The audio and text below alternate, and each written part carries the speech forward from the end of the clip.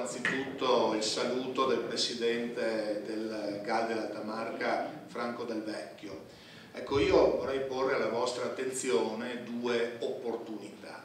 Una prima opportunità è data dalla possibilità che ha il GAL di aprire un bando che prevede contributi in conto capitale ad aziende agricole per investimenti diretti a realizzare la vendita diretta o la cosiddetta filiera corta, quindi dal produttore al consumatore.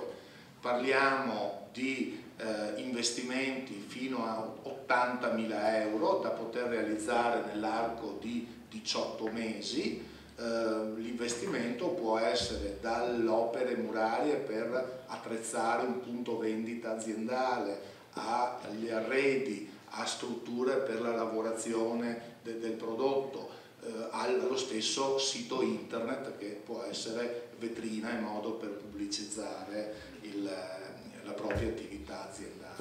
Ecco, complessivamente abbiamo una disponibilità di 250.000 euro, i contributi sono interessanti perché valgono le regole della misura 121 del PSR, quindi si va dal 30 fino anche al 50% della spesa a seconda del tipo di investimento. Ecco, chi è interessato lo inviterei a prendere contatto o con gli uffici del GAL che sono a Solighetto, fa riferimento al sito internet galaltamarca.it, oppure per il tramite dell'assessore Miatto.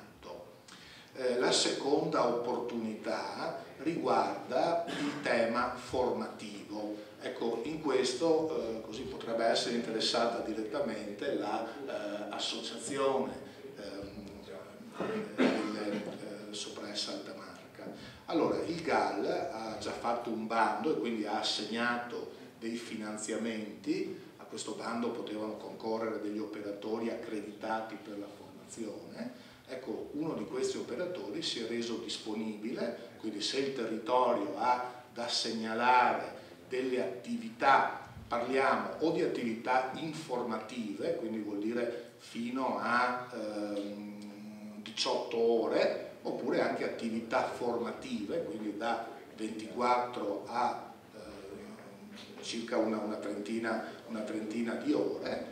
Ecco, attività che è finanziata integralmente con i contributi, quindi ecco, se servono 10 partecipanti per appunto ognuna di queste iniziative, che possono essere organizzate anche in modo itinerante sul territorio, quindi ecco, così se c'è interesse vi invito a prendere contatto perché è un'attività che possiamo mettere in piedi e far partire proprio nell'immediato. Ecco, io vi ringrazio per l'attenzione, ecco, vi rubo ancora solo un secondo per così mettere in evidenza questo aspetto. Ecco, è particolarmente significativo, vedo il nome Soppressa Alta Marca, perché noi dobbiamo puntare proprio a far sì che Alta Marca diventi un marchio territoriale, diventi un modo di individuare il territorio e in automatico comunicare le tante eccellenze che il nostro territorio ha in termini di prodotti tipici e anche di luoghi.